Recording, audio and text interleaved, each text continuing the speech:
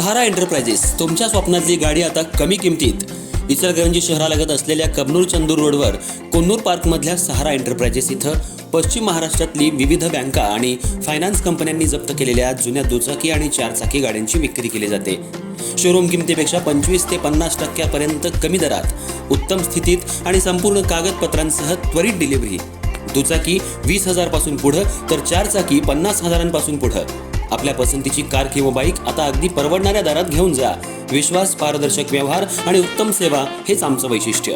पत्ता Konnur park, Kabnur Chandur road, Ichalkaranji. Proprietor Rajubhai आजगर.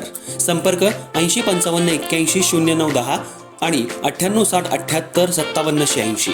सहारा enterprises, दर्जा, विश्वास आणि बचत यांचं परिपूर्ण ठिकाण.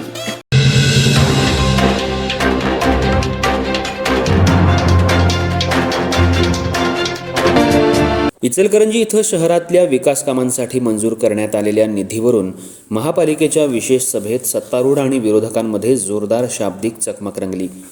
इचलकरंजी महानगरपालिका सभागृहात आमदार डॉक्टर राहुल आवाडे यांच्या अभिनंदनाचा ठराव मांडण्यात आल्यानंतर या चर्चेला सुरुवात झाली.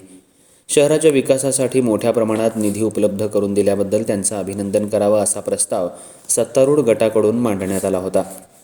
मात्र विरोधी पक्षनेते उदयसिंग पाटील यांनी या ठरावावर आक्षेप घेत शहराच्या विकासासाठी खासदार धैर्यशील माने यांचंही योगदान महत्त्वाचं असल्याचं सांगितलं. त्यांच्या प्रयत्नांमुळेही निधी उपलब्ध झाला असून त्यांच्याही अभिनंदनाचा समावेश ठरावात करावा अशी मागणी त्यांनी केली.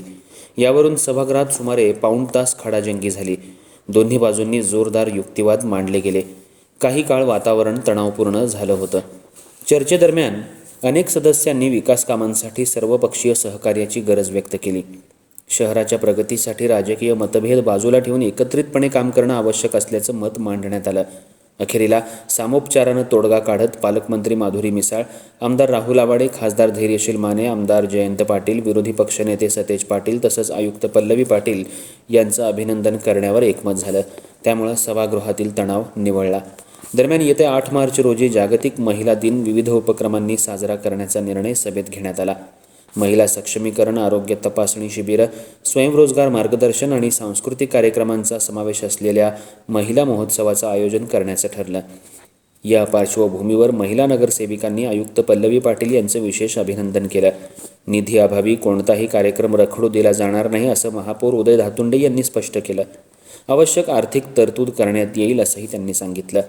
सभेत शिक्षणासंदर्भातील महत्त्वपूर्ण निर्णयही घेण्यात आला. महापालिका शाळांमध्ये प्रवेश घेणाऱ्या विद्यार्थ्यांच्या पालकांना घरफाळ्यातील संयुक्त करात 5% सवलत देण्याचा ठराव एकमतानं मंजूर करण्यात आला. या निर्णयामुळे महापालिका शाळांकडे पालकांचा कल वाढेल अशी अपेक्षा व्यक्त करण्यात आली. सदस्यांनी शाळांच्या दर्जा वाढीची आवश्यकता अधोरेखित करत पायाभूत सुविधा, डिजिटल शिक्षण साधनं आणि गुणवत्तापूर्ण अध्यापन यावर भर देण्याची मागणी केली.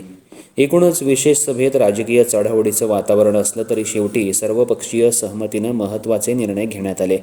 विकास निधीचा प्रभावी वापर, महिला सक्षमीकरण आणि शिक्षण वाढ या मुद्द्यांवर सकारात्मक भूमिका घेतल्यानं शहराच्या सर्वांगीण प्रगतीचा मार्ग मोकळा होईल असा विश्वास व्यक्त करण्यात आला.